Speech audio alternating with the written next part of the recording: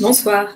Bienvenue à toutes et à tous, donc à ce troisième meet-up de la comète Soft Skills d'Ectia.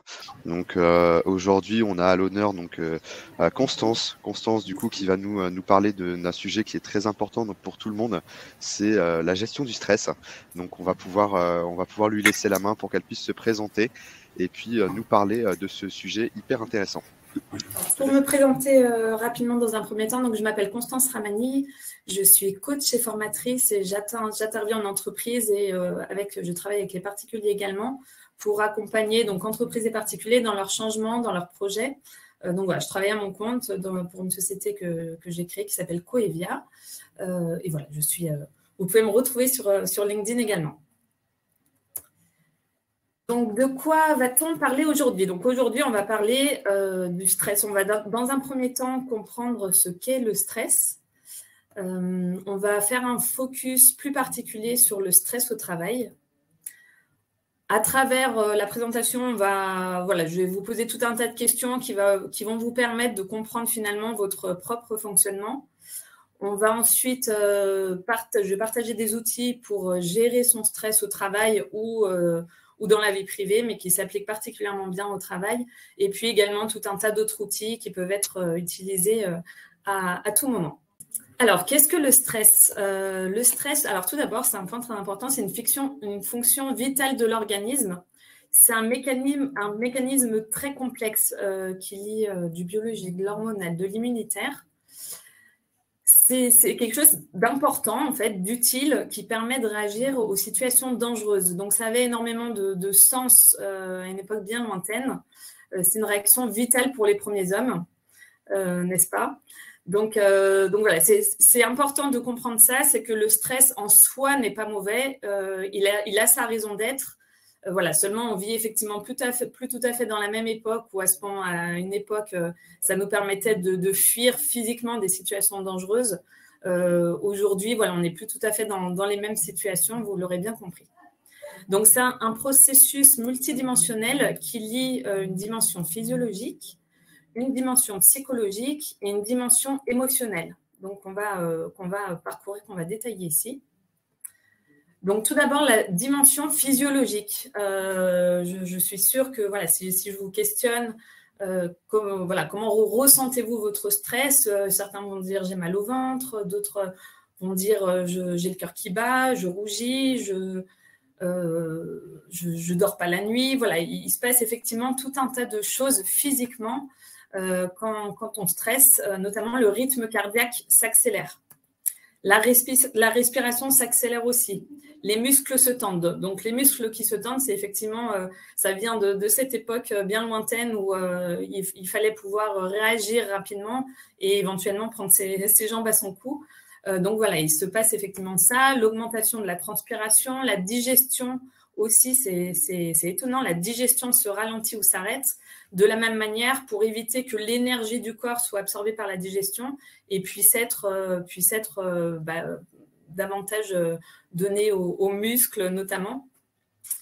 Donc l'impact, comme vous le voyez, est physiquement extrêmement concret. Donc à terme, être stressé sur une situation bien spécifique, c'est quelque chose de normal, encore une fois.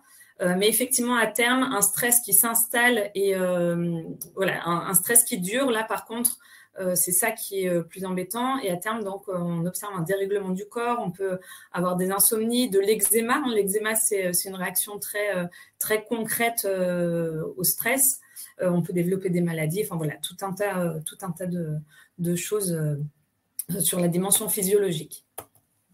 La dimension psychologique. Donc ça, c'est une petite phrase de Épictète, un philosophe grec qui dit « Ce qui trouble les hommes, ce ne sont pas les événements, mais les jugements qu'ils portent sur eux. » Donc ça, c'est un élément bien important, c'est-à-dire que d'une personne à une autre, on n'aura pas la même lecture d'un événement. Un événement en soi n'est jamais bon ou mauvais par nature, en fait. Un événement en soi n'est jamais bon ou mauvais par nature.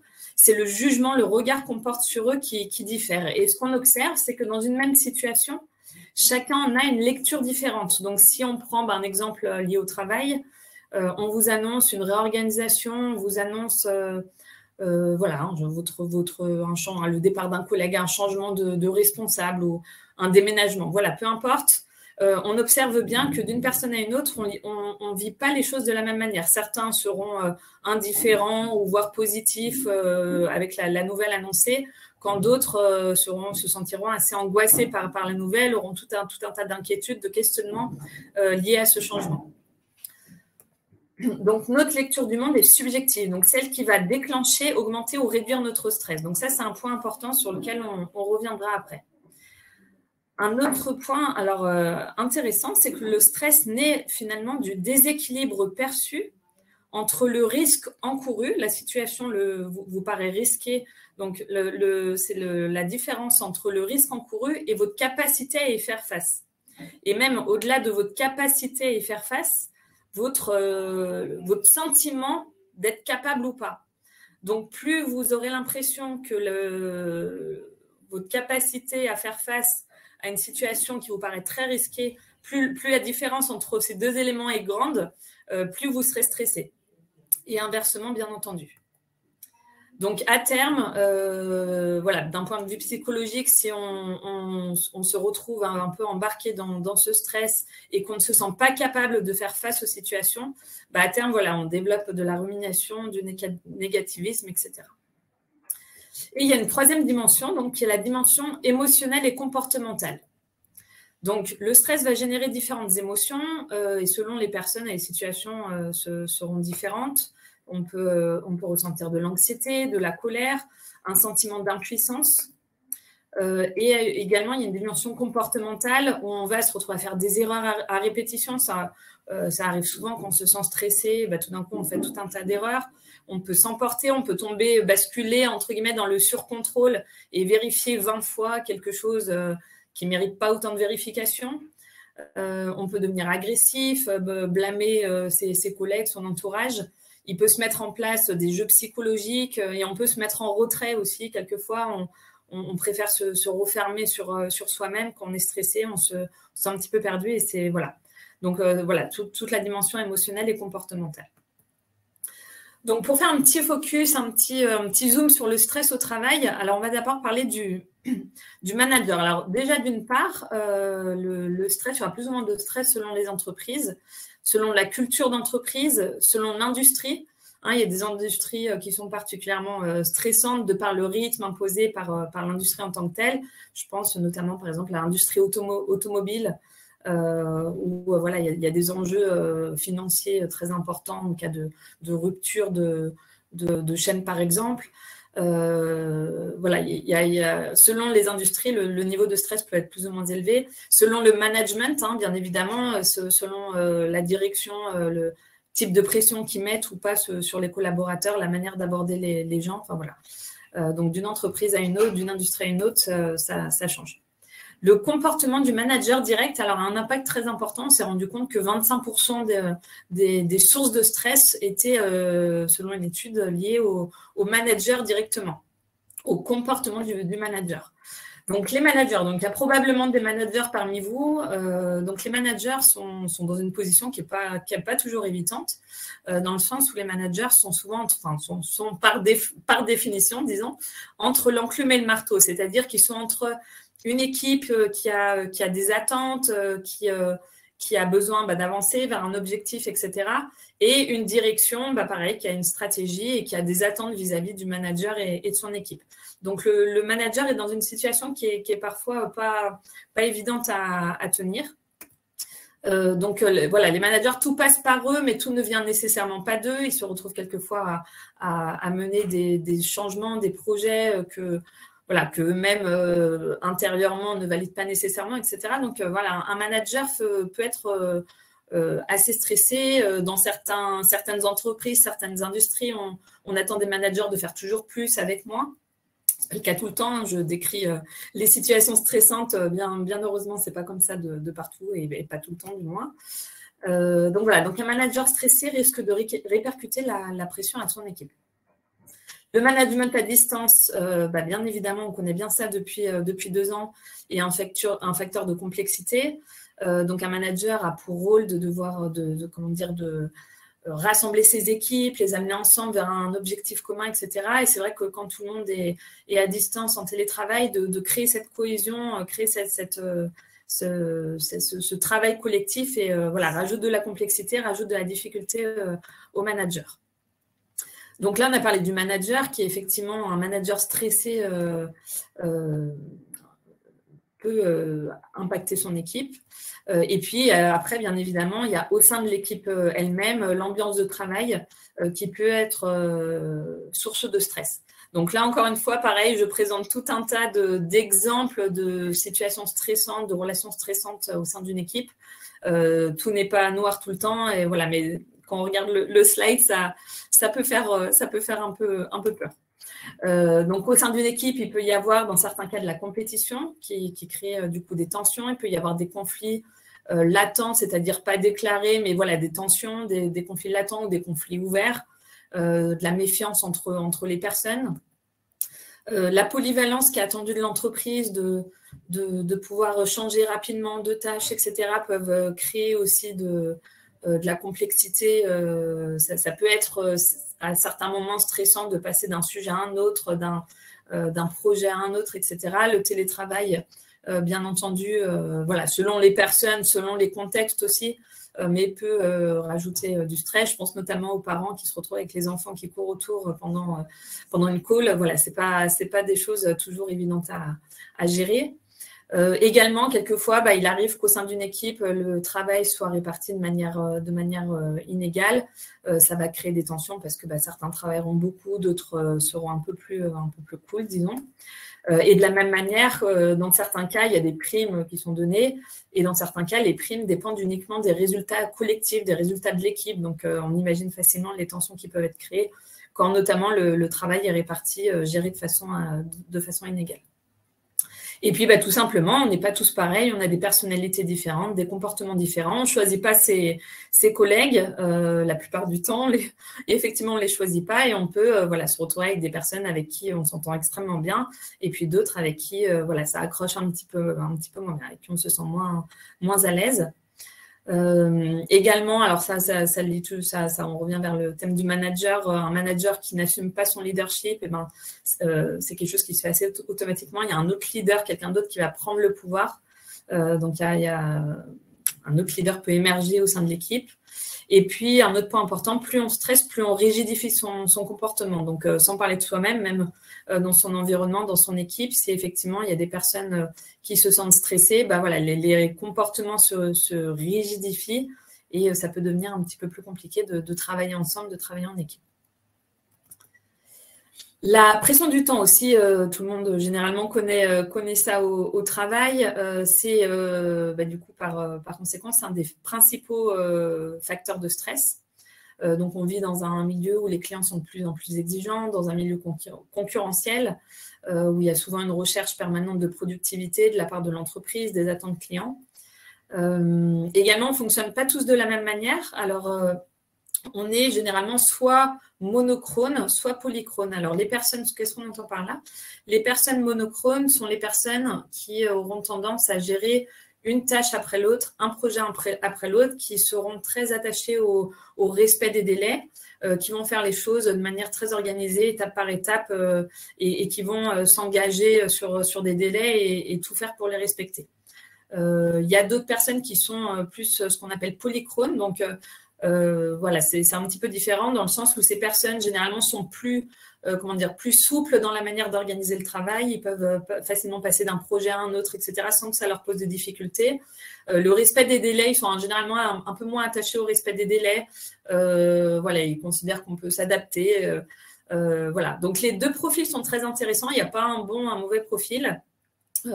Faut surtout pas en faire cette lecture et au contraire, une entreprise a même besoin des deux. C'est important d'avoir des personnes qui sont concentrées sur les dossiers, qui les mènent à terme de manière structurée, tout comme c'est intéressant d'avoir aussi des profils plus souples qui savent s'adapter à ce qui se présente, etc. Donc, une entreprise a vraiment besoin des deux profils et c'est important de comprendre sa préférence. C'est important de comprendre sa préférence parce que quand on est monochrone, savoir qu'il y a d'autres personnes qui fonctionnent tout à fait différemment et inversement. C'est important. Et puis essayer voilà, de s'assouplir, de se rapprocher du milieu. Si on est très monochrone, essayer d'être un petit peu plus souple et puis comprendre que tout le monde ne fonctionne pas pareil. Et de la même manière, quand on est polychrone, se dire que quand même respecter les délais et puis mener les tâches jusqu'au bout de manière structurée peut être intéressant. Donc, il y a à apprendre dans tous les cas. Mais c'est intéressant de savoir comment est-ce que nous-mêmes, on fonctionne.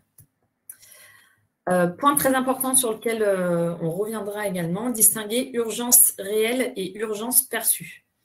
Très souvent, c'est pas tout le temps le cas, bien entendu, mais il arrive fréquemment qu'on sente qu'on est sous une pression, qu'il y a des urgences à gérer. Et finalement, personne, que ce soit les clients, votre manager ou l'entreprise, personne ne vous a mis de pression particulière.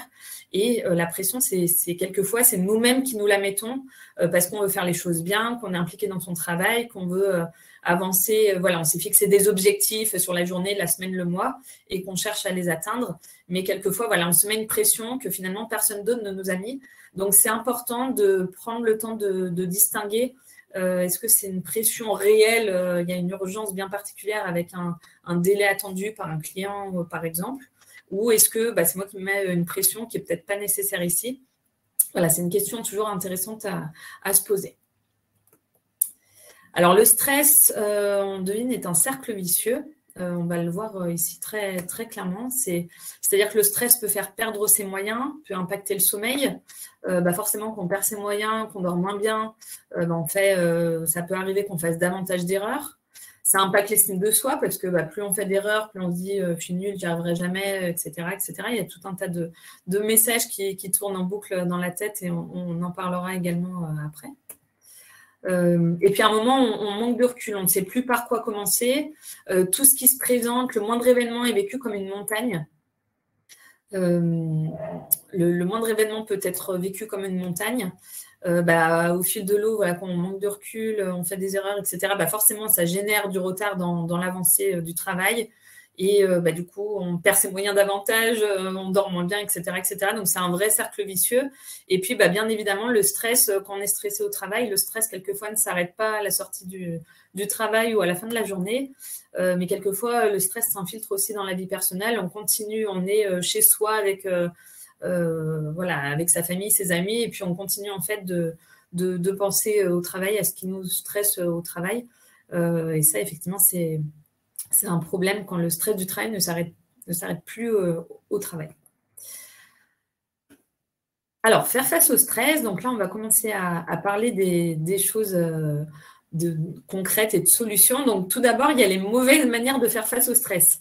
On peut avoir des stratégies inadaptées. Donc, je vous les présente ici rapidement pour que vous puissiez éventuellement vous dire j'ai peut-être tendance à fonctionner comme ça. Dans certains cas, c'est important de s'en rendre compte.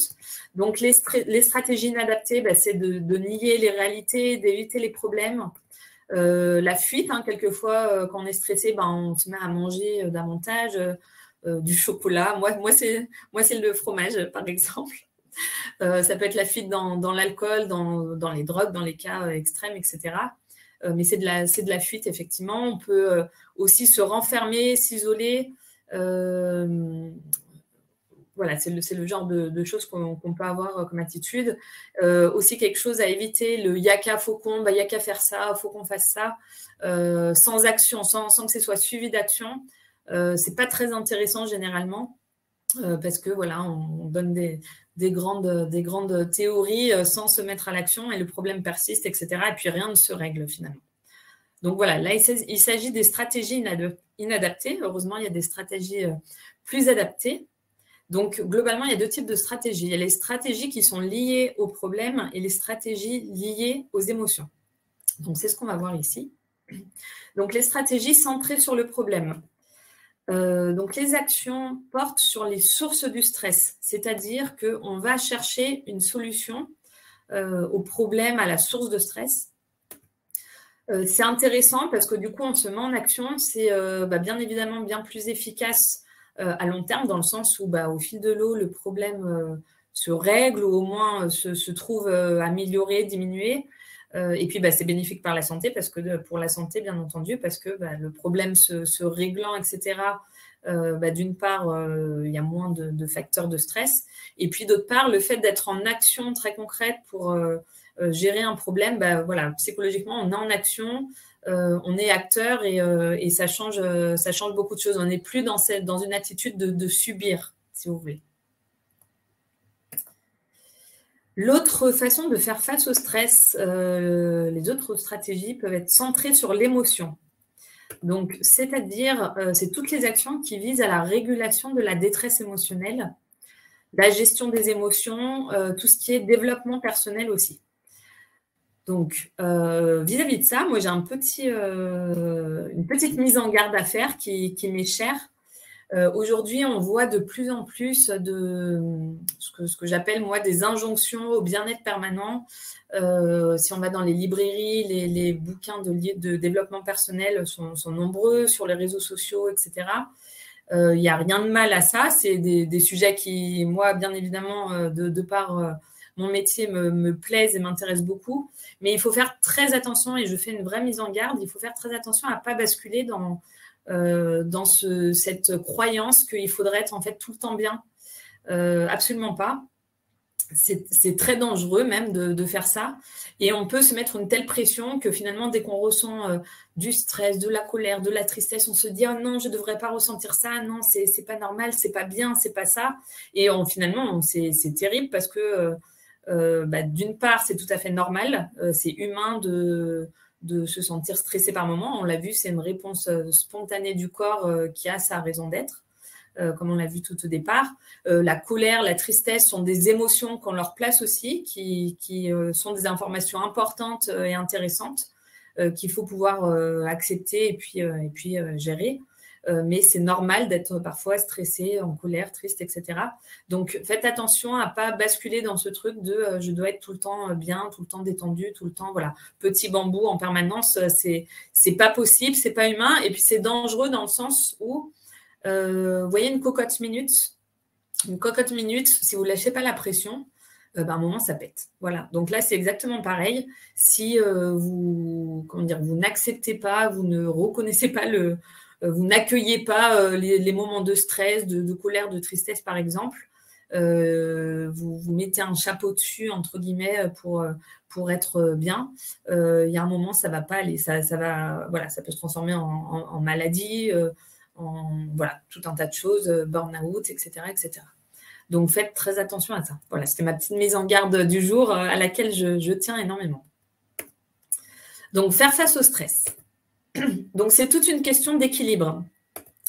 Je vous ai présenté les stratégies centrées sur le problème, les stratégies centrées sur les émotions. Donc, chaque stratégie a ses avantages, ses inconvénients. On n'aura pas nécessairement les mêmes d'une personne à une autre, selon le contexte, même soi-même, selon le contexte, les possibilités d'agir ou pas, on n'aura pas forcément les mêmes. C'est vraiment une question d'équilibre à trouver. Quand c'est possible d'agir à la source, c'est-à-dire sur le problème, c'est souhaitable. Parce que d'une part, on règle le problème ou en tout cas, on améliore la situation et par conséquent, le stress, la source de stress diminue et on se sent mieux. Ça, c'est quand c'est possible d'agir sur le problème. C'est la première chose à faire, c'est vraiment se mettre en action pour régler le problème. Quelquefois, bien entendu, on ne peut pas agir sur le problème. À ce moment-là, bien entendu, gérer ses émotions, ça permet de mieux supporter la difficulté, mieux supporter le stress ressenti et pouvoir continuer d'avancer malgré ça. Donc, les deux ont leur intérêt, elles peuvent être menées en parallèle, bien entendu. Alors, je vais Alors, ce qui est très important, c'est comme je disais tout à l'heure, c'est de comprendre comment soi-même on fonctionne. Le fait de comprendre comment est-ce qu'on fonctionne, ça permet de prendre un certain recul, de peut-être se remettre en question, se dire peut-être que finalement j'ai une manière de faire, de réagir qui est peut-être pas la plus pertinente et ça permet ensuite de remettre le curseur sur des rails plus intéressants.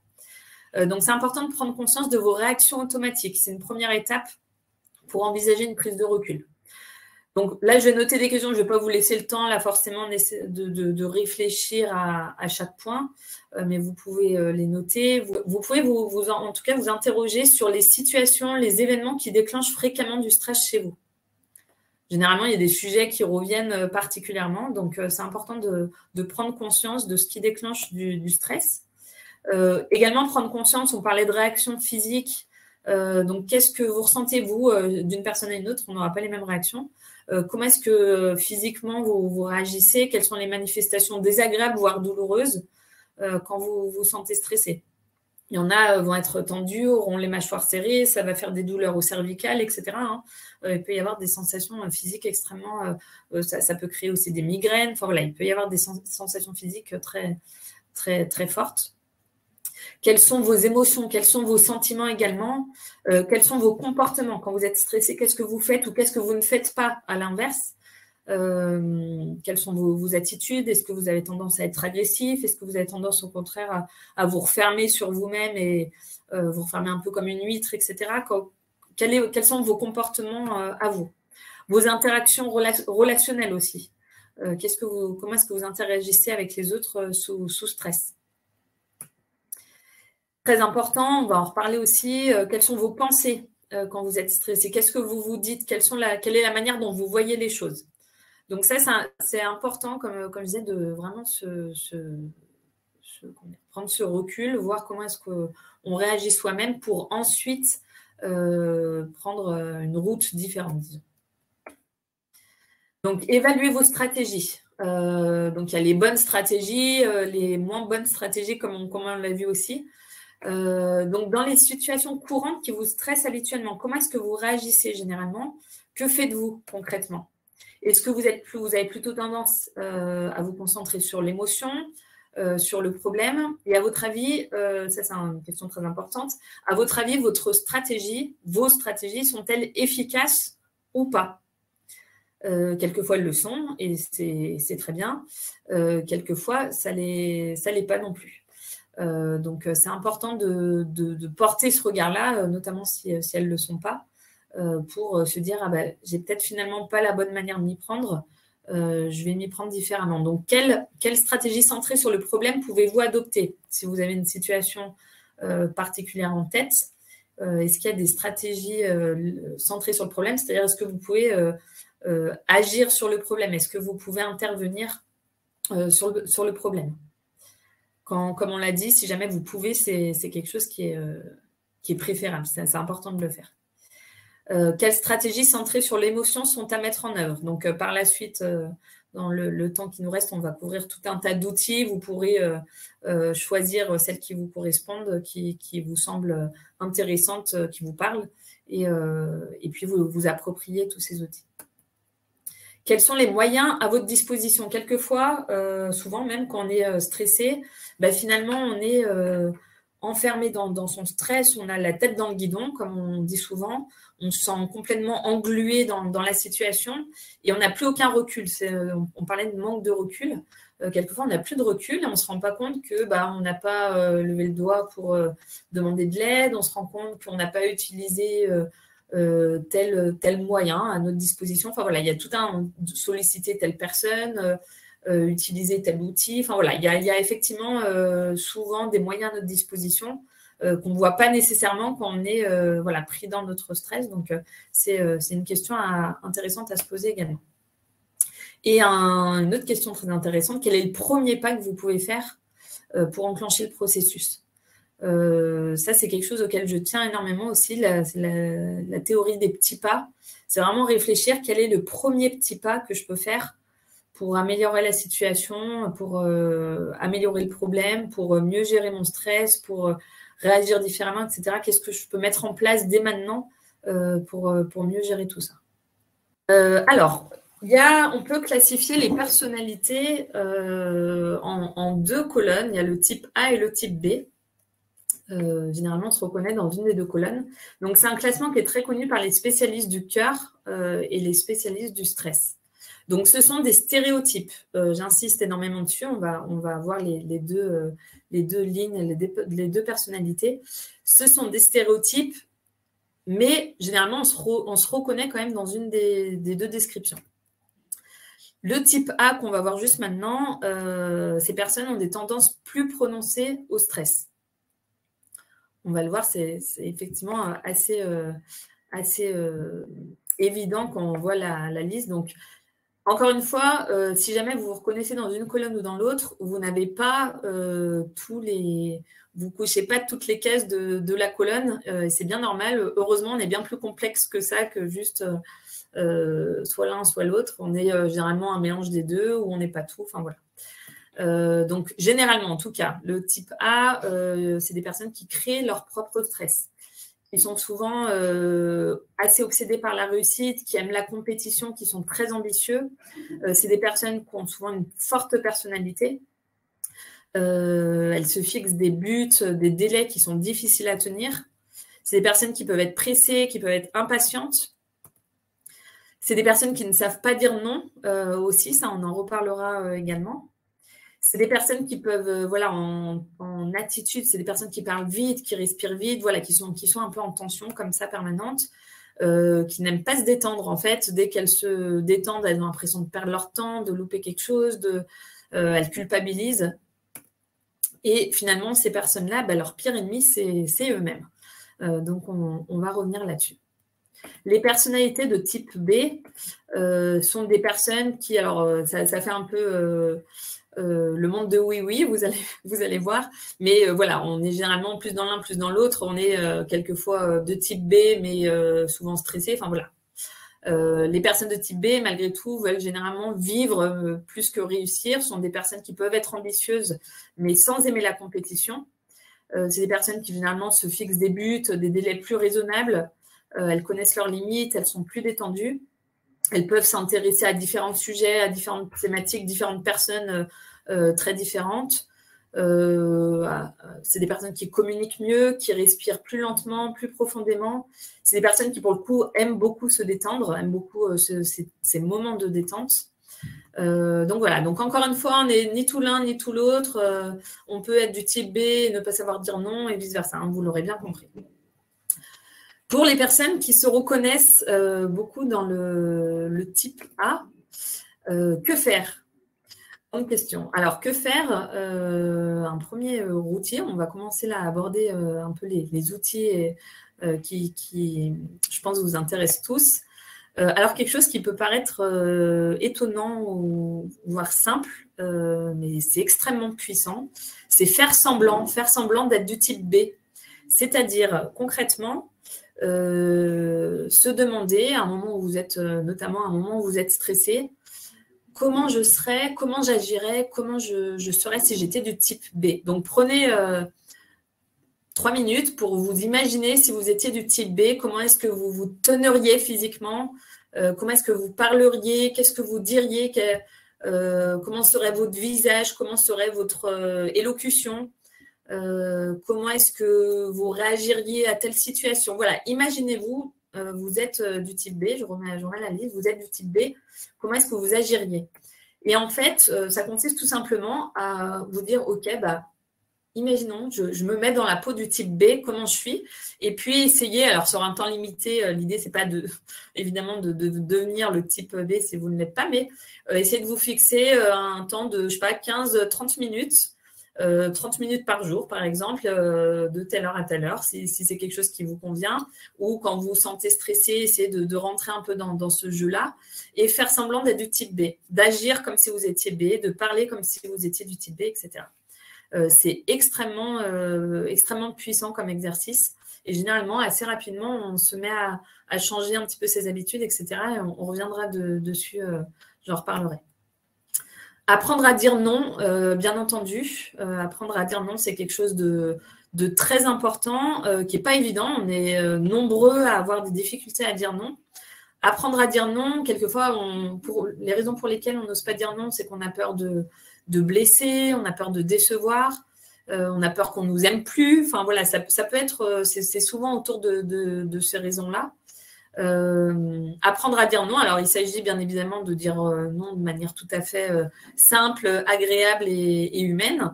Il ne s'agit pas de dire non tout le temps aussi, bien entendu. On ne peut pas dire non tout le temps. Si votre chef vous demande quelque chose qui est extrêmement important et urgent, bien évidemment, il ne s'agit pas de dire non à tout bout de champ. Mais apprendre à dire non, c'est important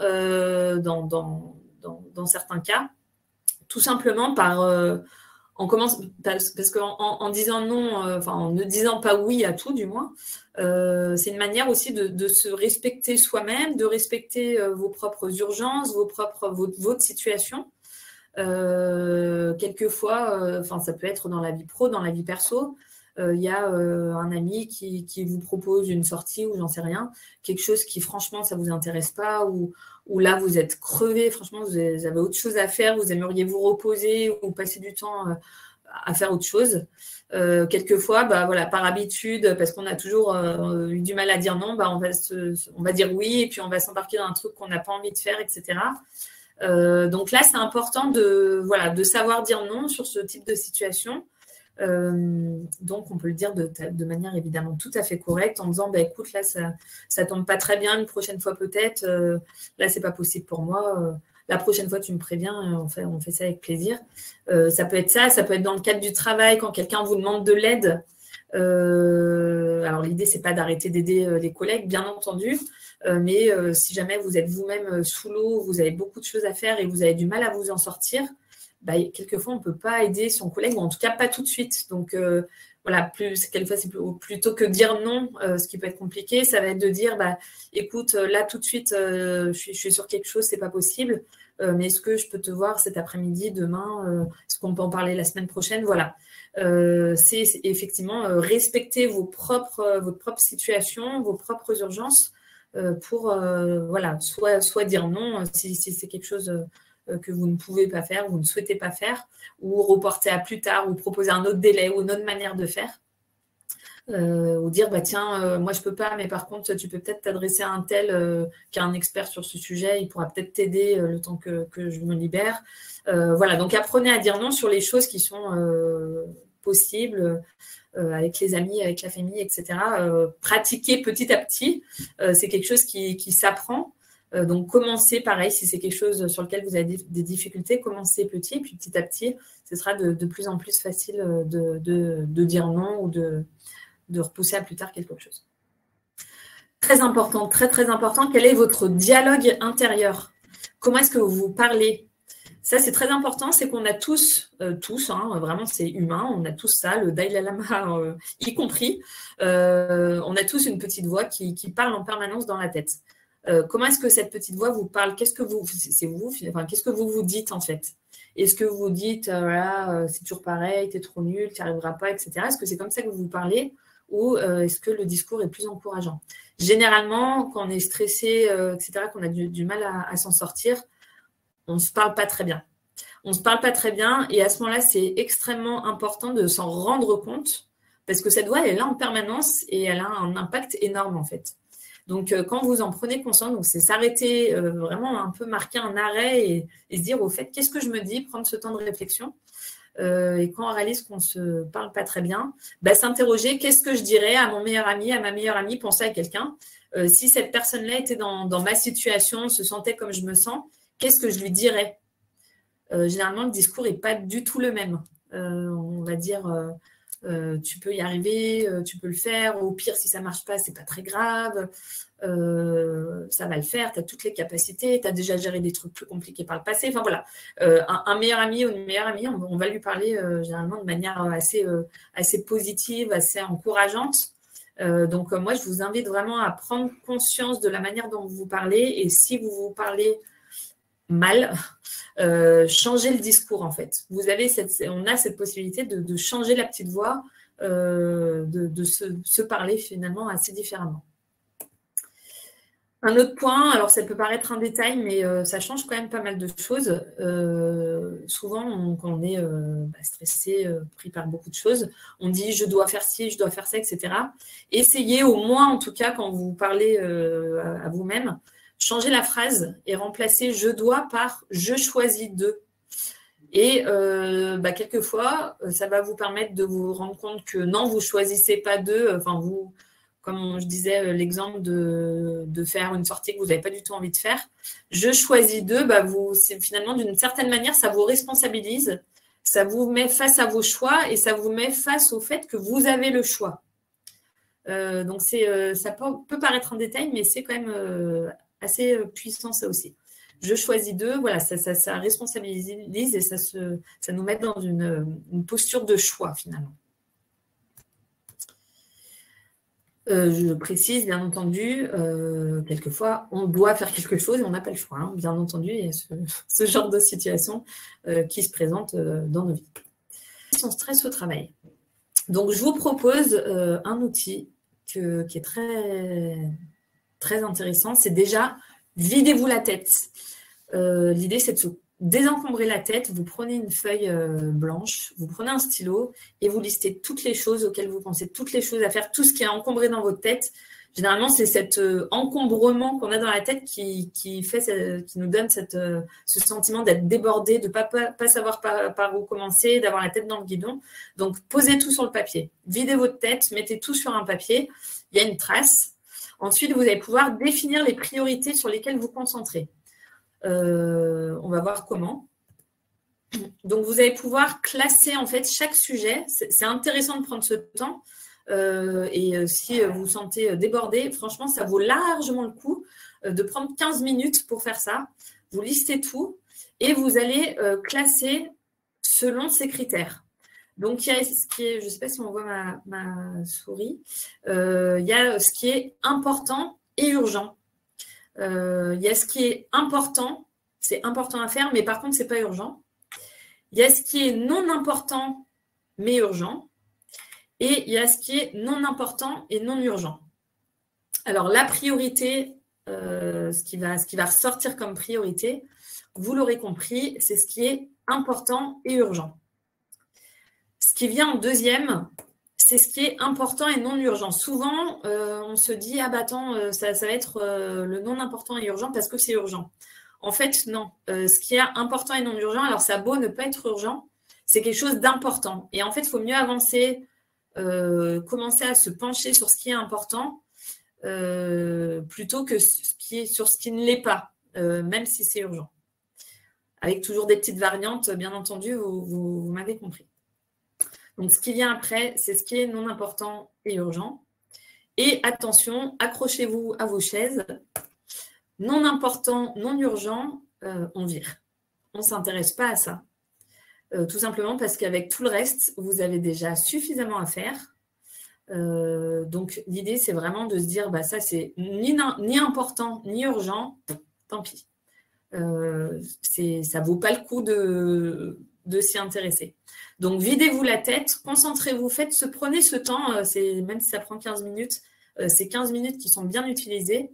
Et après, une fois que vous avez fait ça, finalement, vous avez votre feuille de route. Vous savez ce sur quoi il faut vous concentrer. Et le fait de tout avoir sous les yeux, d'avoir vidé la tête déjà en l'inscrivant sur un papier, de l'avoir sous les yeux, ça permet de savoir OK, par quoi je commence et ça permet de vous concentrer en fait.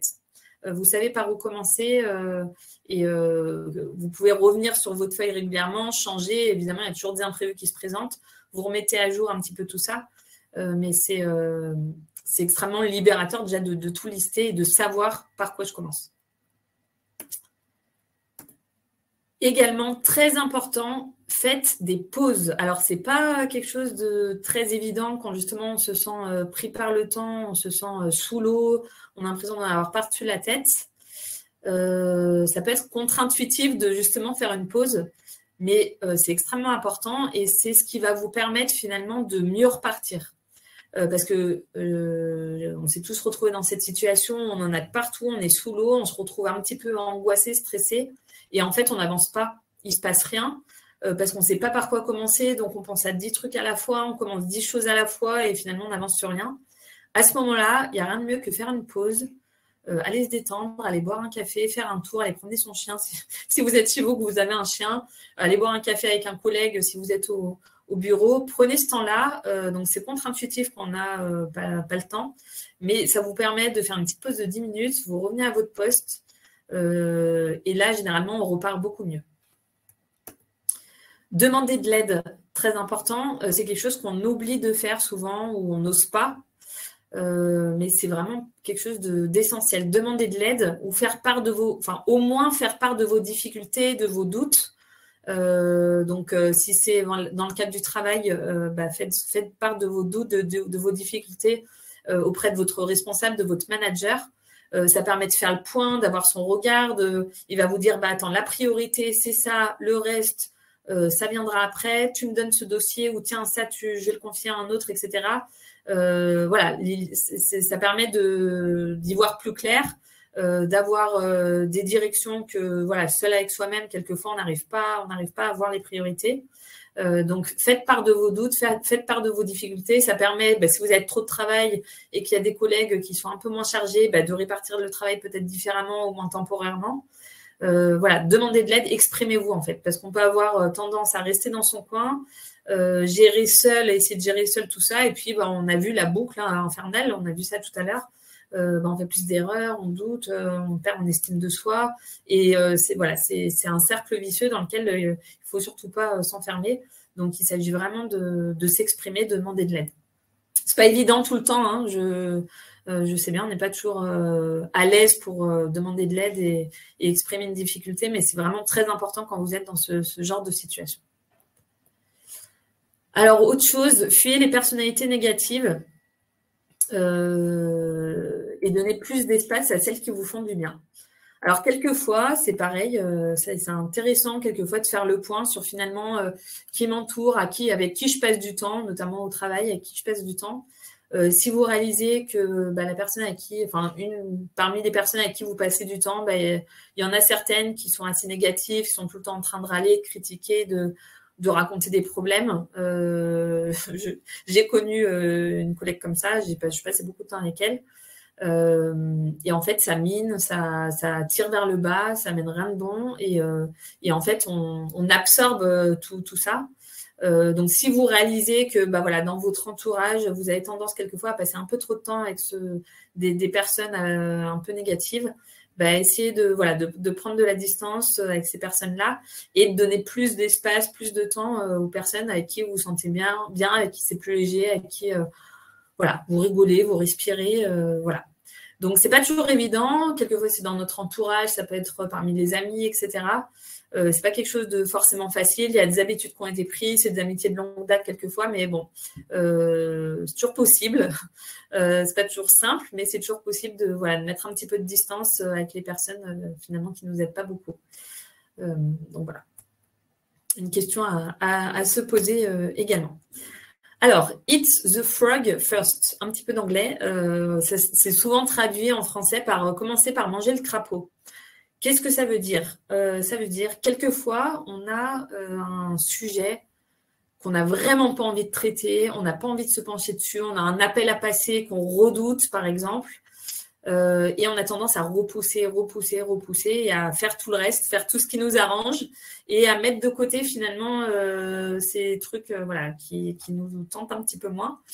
Et qu'est-ce qui se passe quand on fait ça? Et ce problème, cette chose qu'on n'a pas envie de faire, finalement, elle reste en arrière-plan, elle n'est toujours pas réglée. Donc, on se trimballe finalement un petit peu cette casserole, ce truc désagréable avec nous, de manière inconsciente, quelquefois, mais c'est toujours, c'est comme s'il y avait un petit nuage qui est toujours un petit peu présent. Et puis, surtout, quelquefois, c'est un appel à passer, et moins on le passe vite, plus le problème, quelquefois, peut grossir, s'amplifier dans certains cas. Donc, à ce moment-là, c'est se dire, allez, je commence avec ça. Je passe ce coup de fil que je n'ai pas envie de passer, je commence ma journée avec ça. Et en fait, une fois que c'est fait, mais c'est la libération. On se sent tellement léger. Souvent, on se rend compte, finalement, ce n'était pas si terrible. Et puis, surtout, ça y est, c'est passé et on peut passer à autre chose. Et ça fait un bien fou. Donc, c'est pareil, c'est contre-intuitif parce que aller volontairement faire un truc qu'on n'a pas envie de faire, c'est pas très évident. Mais le résultat est assez étonnant. Donc, avant, j'avais tendance à faire un petit peu l'autruche avec les trucs que je n'avais pas envie de faire. Et c'est finalement se dire, allez, je commence par ce truc que je n'ai pas envie de faire. On se sent vraiment léger après. Ça donne une énergie. On se sent capable de faire des choses. Enfin, c'est vraiment, je vous conseille fortement ça. Également, ça rejoint ce que je disais tout à l'heure, donc toujours en anglais, fake it until you make it, c'est-à-dire faites semblant jusqu'à ce que vous arriviez, jusqu'à ce que vous appropriez la chose. Donc, tout à l'heure, j'avais dit, excusez-moi, si vous êtes du profil type A, faites semblant d'être du type B. En fait, ça s'applique pour tout un tas de choses. C'est-à-dire que, imaginons, vous devez parler en public. Alors ça vous terrorise. Enfin, du moins, ça vous stresse énormément. Et ben, c'est prendre ce temps, pareil, faites semblant d'être à l'aise. Donc, vraiment, dites-vous, si jamais j'étais à l'aise, comment je serais, comment je me tiendrais, comment je parlerais. Mettez-vous dans la peau de la personne qui est à l'aise et faites comme si vous étiez à l'aise. Et ben, ce sera déjà plus facile, bizarrement. Ce sera déjà plus facile, vous paraîtrez plus à l'aise. Et puis, vous ferez ça 1 fois, 2 fois, 3 fois. Et en fait, c'est quelque chose qui vient, c'est une manière de faire ensuite que vous allez vous approprier et ça va venir assez naturellement. Donc, au départ, c'est vraiment du cinéma, entre guillemets, vous jouez un rôle, mais finalement, petit à petit, on rentre dans la peau, on s'approprie ce rôle et c'est très, très intéressant de faire ça. Moi, je l'ai beaucoup utilisé pour vous partager une anecdote personnelle. J'ai tout un passé en entreprise où quand il y avait un conflit ou une situation assez désagréable avec un collègue, je n'osais pas aller parler à ce collègue-là, aller mettre le problème sur la table, en parler, etc. Et j'avais à ce moment-là une manager extraordinaire par ailleurs qui me disait cette phrase constamment, fake it until you make it. Elle me disait, vas-y, tu descends là, tu vas le voir, tu vas voir cette personne, tu descends parce que j'étais à l'étage, tu vas voir cette personne. Et en fait, à force d'y aller, c'était pas du tout naturel pour moi, mais j'y allais quand même. Et puis, on le fait 1 fois, 2 fois, 3 fois. Et en fait, après, ça, bon, c'est pas toujours pas la chose la plus agréable et la plus facile, mais ça devient beaucoup plus facile. Le fait d'en faire l'expérience, on se rend compte qu'on y arrive 1 fois, 1 deuxième fois, 1 troisième fois, et puis au bout d'un moment, voilà, ça c'est quelque chose qui s'installe. Alors, je vais partager ici encore des outils supplémentaires qui s'appliquent pareil au travail ou pas. Challenger vos croyances. Alors, on a déjà parlé, donc je ne vais pas passer trop de temps dessus. Distinguer la pression réelle de la pression que l'on s'impose. On en a déjà parlé. Épictète, encore notre ami grec, savoir distinguer ce qui dépend de nous de ce qui ne dépend pas de nous. Ça, pareil, c'est extrêmement important. C'est-à-dire que quelquefois, on se monte la tête, on se monte le bourrichon avec des choses finalement sur lesquelles on n'a absolument pas la main. Et c'est très important de s'en rendre compte et de pouvoir distinguer, lister, OK, parmi les choses qui me stressent en ce moment, sur quoi est-ce que j'ai la main, sur quoi est-ce que je peux agir et sur quoi je ne peux pas agir. Et en fait, les choses sur lesquelles vous ne pouvez pas agir, vous passez à autre chose. Bon, bien évidemment, c'est facile à dire comme ça. Mais voilà, le fait de prendre conscience, OK, ça, c'est quelque chose sur lequel j'ai pas la main ou j'ai plus la main. Je donne l'exemple d'un dossier client, vous avez répondu à un appel d'offres important, etc. Vous avez fait tout le travail qu'il fallait, etc. Vous avez soumis votre appel d'offres et là, vous attendez la réponse du client, par exemple. On peut être stressé, angoissé, penser à qu'est-ce qu'il va répondre, oh là là, et si jamais ça ne marche pas, mon chef va me tomber dessus, etc. Enfin, voilà, on peut être tourné en boucle avec ces pensées-là. C'est important à un moment de se dire, OK, maintenant j'ai fait ce que je pouvais, maintenant c'est plus entre mes mains, donc voilà, concentre-toi sur autre chose et en tout cas, ça devient plus facile de penser à autre chose, le fait de conscientiser ça. Une question très intéressante à se poser. Quel est le pire qui puisse arriver? Et c'est intéressant de se poser cette question et de se la poser à l'extrême. Quel est le pire qui puisse arriver? Si jamais l'appel d'offres ne marche pas, mon chef ne va pas être content. OK, et c'est quoi le pire? Le pire, il risque de me faire un peu la gueule. OK, et c'est quoi le pire? Rien en fait. Voilà, par exemple. Ça peut être ça. Si quelquefois il y a des situations bien évidemment pires, je pourrais me faire virer. Bon, généralement, on arrive rarement à ce genre de situation pour ce genre de raison. Mais imaginons, OK, je peux me faire virer. OK, et alors? Et alors, alors, je toucherai le chômage et il faudra que je recherche du travail. OK, et alors? Et alors, c'est vrai que je peux trouver, je pense que je peux trouver, j'ai des idées, j'ai un ami, enfin voilà. Finalement, quand on réfléchit au pire du pire, souvent, le pire n'est pas si pire. Donc, bien évidemment, ça inclut pas tous les cas. Hein, il y a des situations, maladie, j'en sais rien, il y a des choses, voilà. L'exercice ne s'applique pas, mais voilà, en tout cas, dans les situations classiques, la plupart du temps, aller creuser quel est le pire qui puisse arriver, le pire du pire du pire du pire, et on se rend compte que voilà, c'est pas si terrible que ça. Ou en tout cas, c'est gérable. Autre réflexion très intéressante. Là, pensez à une situation là, qui vous stresse en ce moment, et projetez-vous il y a 10 ans. Imaginons que vous ayez 30 ans aujourd'hui. OK, j'ai 20 ans. On me dit, dans 10 ans, tu vas vivre cette situation stressante. Généralement, on se dit, ouais, bon, OK, et alors évidemment, pas dans tous les cas, mais généralement, c'est ça qu'on se dit. Et pareil, il y a 10 ans et dans 10 ans. Vous êtes dans 10 ans, vous avez 30 ans. OK, maintenant, vous avez 40 ans. Vous vous retournez et vous dites, ah ouais, il y a 10 ans, j'ai vécu ça. Ah bon, j'avais complètement oublié, j'y pensais plus du tout. Voilà, donc encore une fois, ça ne s'applique pas pour tout, mais c'est une réflexion très intéressante quand vous vous sentez pris par le stress, un peu embourbé là-dedans. Essayez de vous projeter comme ça. C'est généralement assez puissant et pouf, ça se dégonfle comme un ballon de baudruche, la situation qui vous stressait. Alors, autre chose aussi, apparemment, un outil qui est très intéressant, alors que moi, je n'ai jamais utilisé, mais apparemment, quand on prend cette habitude, c'est quelque chose d'extrêmement puissant, le temps des soucis, c'est-à-dire de dédier un moment de votre journée pour vous concentrer sur vos soucis. Donc, par exemple, ça peut être quand vous rentrez du travail, pour ceux qui vont sur site, vous rentrez du travail et sur le chemin, je ne sais pas, par exemple, du métro jusqu'à chez vous, il y a un petit parcours de 15 minutes. Ça peut être dédié ce chemin, ce trajet bien spécifique, ce temps dans votre journée bien spécifique pour parcourir tous les soucis que vous avez. Et en fait, ce qui est intéressant, c'est que du coup, dans votre journée, si à un moment, il y a un truc qui vous stresse ou tout d'un coup, un problème qui arrive, ou voilà, et vous allez pouvoir l'écrire sur votre papier, sur votre téléphone pour votre temps des soucis. En fait, vous allez finalement le parquer, un peu le mettre de côté et revenir dessus en fin de journée.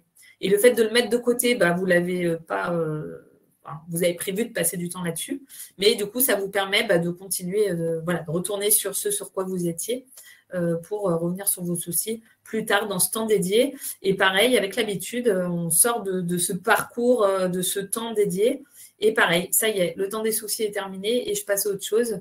Voilà. Donc apparemment, quand on s'approprie ça, on le fait plusieurs jours de suite. C'est quelque chose après qui devient très intéressant et très, très naturel et extrêmement, qui fonctionne extrêmement bien. Quelques autres bonnes pratiques. Respirer. La respiration, on n'y pense pas assez, on ne se concentre pas forcément dessus. C'est un outil en fait à notre portée, hein, on respire tous. Il n'y a rien de plus simple, mais ça a des effets absolument extraordinaires. Donc, ça peut être à un moment faire une micro-pause d'1 minute. 1 minute, c'est rien quand vous êtes sous l'eau. Prenez 1 minute, ne serait-ce qu'1 minute pour vous poser, vous calmer, vous concentrer sur votre respiration et après, on repart. Et généralement, vous repartez, ne serait-ce qu'au bout d'1 minute, beaucoup plus apaisé. Également, vous avez peut-être entendu parler de cohérence cardiaque. La cohérence cardiaque, c'est pareil, une manière de respirer à un certain rythme qui impacte votre rythme cardiaque en fait. Et pareil, avec l'habitude, très rapidement, au bout de quelques jours de pratique régulière, au bout de quelques jours, quelques semaines, on se retrouve du coup instantanément quand on a besoin dans un état de calme, de relaxation qui est extrêmement bénéfique. Donc là, je vous ai nommé, il existe beaucoup d'applications gratuites ou payantes de quelques petits euros. Je vous en ai nommé une qui, je sais, est gratuite et voilà, qui s'appelle Respirolax. Généralement, ça se présente. Alors, Respirolax, c'est sous le format d'une bulle qui monte et qui descend au rythme de la respiration. Ça peut être aussi, c'est soit ça, soit une bulle qui se gonfle et qui se dégonfle, en fait, et on respire au rythme de la respiration. Et ça a un effet qui a été a priori prouvé sur la tension artérielle, le pouls qui ralentit, etc. Enfin, voilà, il se passe quelque chose d'extrêmement concret. Donc, on n'y pense pas assez, mais c'est un outil très intéressant. Faire des pauses pour mieux repartir, on en a déjà parlé, donc je ne reviens pas dessus. Bouger, marcher, être un minimum actif, c'est pareil, c'est très important. Surtout en ce moment, c'est vrai qu'on fait beaucoup de télétravail, on se déplace, enfin, même sans en faire, d'ailleurs, on reste les journées devant le PC généralement. En télétravail, quelquefois, on ne sort même pas de chez soi. Donc, voilà, essayez de vous remettre ou vous mettre en action autant que possible, bouger. Le truc classique, c'est prendre les escaliers au lieu de prendre l'ascenseur, essayer de sortir, vous aérer, faites, voilà, pour ceux qui bougent vraiment très peu, voilà, essayez de vous remettre en action, c'est important. Manger en conscience, voilà, faire les choses de manière générale en conscience, être concentré sur ce qu'on est en train de faire. Boire de l'eau, quelquefois, voilà, pareil, on oublie qu'on ne boit pas assez d'eau, on a des migraines, le corps a besoin d'eau, donc voilà, boire de l'eau, ça paraît bête, mais boire de l'eau, ça a un temps de pause aussi, enfin, ça a un impact aussi sur le stress. Sourire et rire, même pour de faux. Alors ça, il y a des études incroyables en neurosciences qui ont prouvé que finalement, le sourire et le rire venaient en amont du sentiment de bien-être. Et en fait, le fait de sourire, même, enfin, ne serait-ce que de sourire, du coup, ça active les zygomatiques. Et ça déclenche des hormones en fait. Ça déclenche des hormones qui sont anti-stress, anxiogènes, antidépresseurs. Donc il se passe vraiment, enfin ça, il y a des études en neurosciences, des études scientifiques du coup, qui montrent ils ont fait ces études sur des acteurs à qui ils avaient demandé de mimer le rire, le sourire, le bien-être, et à qui ils avaient demandé de mimer, enfin de jouer la tristesse, la colère, etc. Et on voyait que concrètement, dans leur corps, il y avait des hormones qui étaient déclenchées, soit des bonnes ou des mauvaises hormones selon ce qui était mimé. Donc, n'hésitez pas à sourire. Si vous ne voulez pas paraître bizarre, allez vous enfermer, je sais pas, dans les toilettes et souriez en fait. Et souriez une minute à sourire. En fait, le sourire s'installe et il se déclenche, et vraiment, il se passe quelque chose qui permet d'être beaucoup plus détendu. Les notifications, les réseaux sociaux, tout ça, essayer de couper au maximum. C'est pareil, on vit dans un monde ultra connecté, on est sans cesse au travail sur les ordinateurs, il y a les emails, le téléphone, etc. On est sur des réseaux sociaux souvent, il y a les médias, surtout en ce moment, c'est extrêmement anxiogène. Et le fait d'avoir des notifications, tout ça, on est tout le temps en alerte en fait.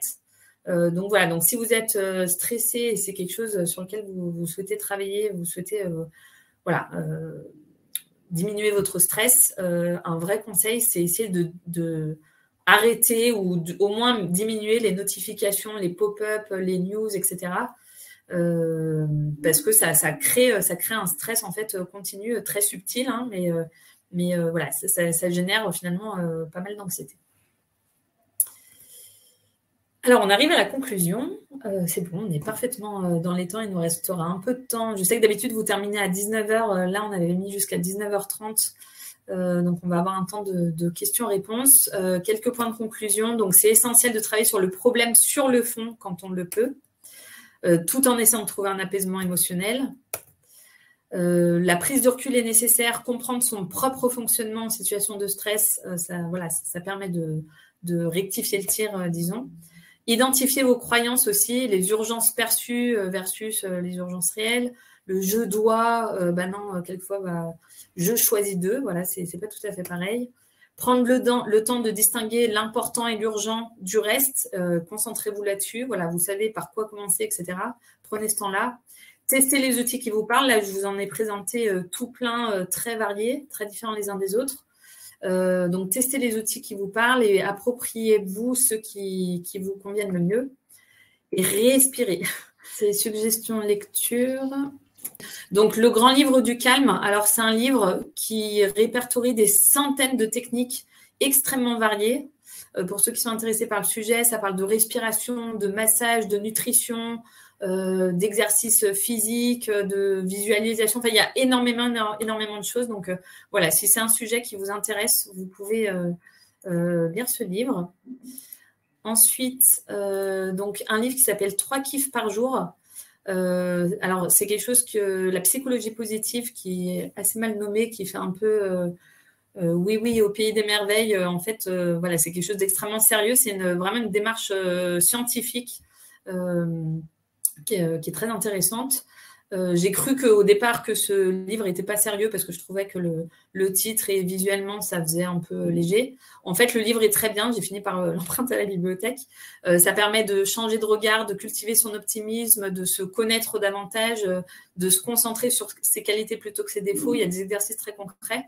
Donc voilà, je vous encourage à lire ce livre. Ensuite, vous voyez normalement le livre La confiance en soi.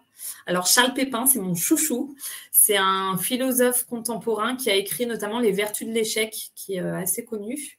Donc, Les Vertus de l'échec, donc, qui est très intéressant pour comprendre que échouer, en fait, déjà, d'une part, c'est normal. Et puis, c'est comme ça qu'on apprend. C'est comme ça que vivre un échec, c'est extrêmement apprenant. Il y a beaucoup de choses très intéressantes à en tirer.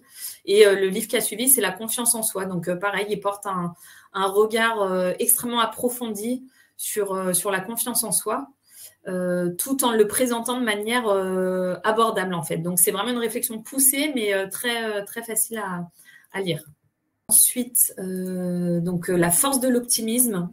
Pareil, c'est un livre sérieux, je le précise parce qu'on n'est pas forcément sûr à l'image de la couverture. Ça présente des recherches scientifiques, j'insiste là-dessus, des recherches scientifiques étonnantes. Ça permet de prendre conscience de son fonctionnement, de ses habitudes de pensée et surtout de les réajuster. Quelquefois, de par l'éducation, etc., peu importe les raisons, on a tendance à voir le monde ou gérer les situations de manière avec un regard assez pessimiste. Et en fait, voilà, on peut tout à fait changer d'habitude, changer de manière d'agir. Donc, voilà, je vous encourage à lire ce livre. Et ensuite, c'est peut-être le dernier, donc un livre qui s'appelle « Foutez-vous la paix et commencez à vivre ». Donc voilà, tout à l'heure, je parlais des injonctions au bien-être. Enfin voilà, ce livre, c'est Fabrice Midal, c'est quelqu'un qui est c'est un méditant, enfin un prof de méditation. Il fait ça depuis tout jeune. Et il dénonce les injonctions au bien-être. Ce livre est très facile à lire, très rapide à lire et c'est déculpabilisant. Donc, cessez de méditer, et pourtant il donne des cours de méditation, cessez d'être calme, cessez d'être passif, cessez de vouloir être parfait. Voilà, c'est très rafraîchissant et voilà, je vous encourage à lire ce livre. Merci à toi, Constance, pour la qualité de cet événement et à très bientôt sur les comètes. Merci à tous, bonne soirée.